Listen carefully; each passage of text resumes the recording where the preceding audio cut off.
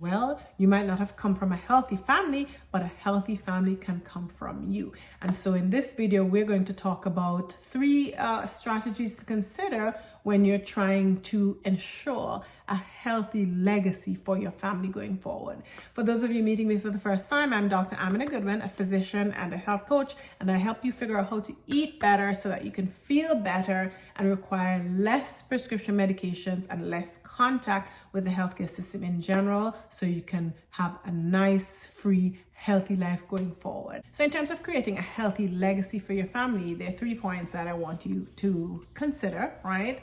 3 points that we're talking about in this video. The first one is nurturing healthy habits. You have to get in the habit of just promoting health and focusing on healthy habits in general.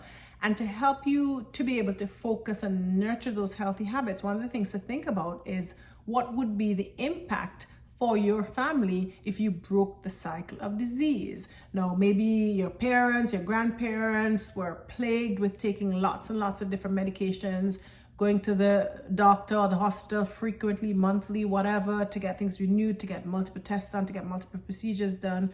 What if you broke that cycle and going forward, there was no disease in your family? You, your husband, your children, grandchildren going forward, nobody had to worry about disease. I mean, that is actually something that is possible. In some countries, people are very active up until just before they take their last breath, literally, in some of these Scandinavian countries and so on, right? So this is something that's possible. And if you can actually sit down and maybe as a family start actually thinking and considering about the impact of such a situation or such a scenario for your family, okay?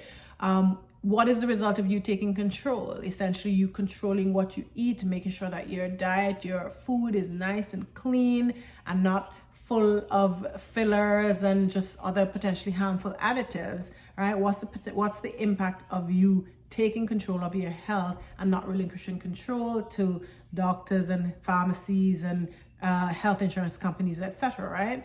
And as a part of you nurturing healthy eating habits, one of the big things is going to be to actually sit down and come up with an actual meal plan, because you have to know ahead of time what it is you're eating. When you know what you're eating, you can plan accordingly. You could purchase food accordingly from the supermarket, and you just essentially know what to prepare. A part of making a plan as well and just nurturing healthy habits is embracing cooking.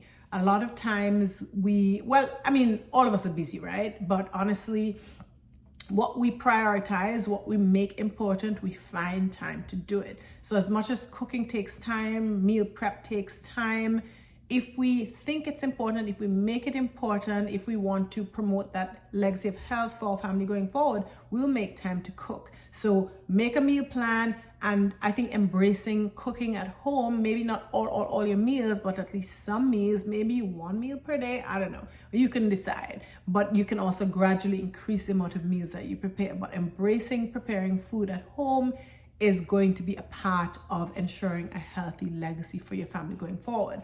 And we have YouTube now, so there's really no excuse in terms of figuring out how to cook. You don't have to pay for an expensive, fancy cooking class. You can go on YouTube. I have learned so many things by going on YouTube and watching the videos of the people preparing them. I don't always get it right the first time. In fact, I usually don't get it right the first time, but you don't give up. You keep trying and trying and trying again, okay? So start nurturing healthy habits, healthy eating habits, and do so as a family. Second thing to do, second point to consider in terms of ensuring a healthy legacy for your family going forward is to create a supportive environment. So if you're going to be going on this journey to improve your health overall so that you can, have a healthy family going forward, so that the healthy family can come from you, as I'm talking about, you are going to have to sort of eliminate certain things from your environment. So no more buying snacks and junk food and keeping them in the house. You can get those things externally. There's lots of junk food and snacks at the workplace. Children get too much junk food and candy from school.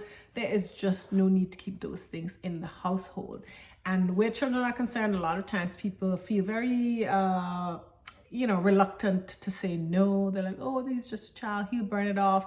But you want to give your children the opportunity to instill these healthy habits as children, so that as adults, they don't have to struggle as you may be struggling now to break those unhealthy habits. Okay, instill it now. They will thank you when they grew up. When they grow up. When I was a child, we didn't do the junk and all that, and we were like, oh, why our parents being so strict and so on. But now I thank them for bringing me up with those good, healthy eating habits. It was absolutely the best thing, and your children will thank you. They really will thank you, right? So don't, as a part of a supportive environment, don't keep junk in the house.